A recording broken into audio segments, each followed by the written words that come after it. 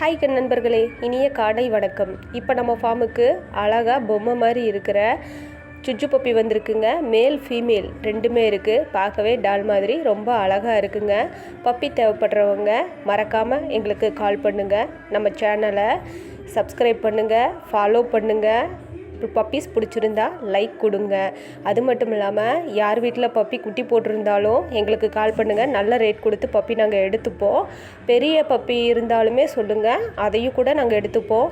எல்லா ஊருக்குமே நாங்கள் டிரான்ஸ்போர்ட் வசதி இருக்குங்க. ஸோ மறக்காமல் எங்களுக்கு கால் பண்ணுங்கள். பப்பீஸ் எங்ககிட்ட தொடர்ந்து வாங்குங்க. Thank you guys.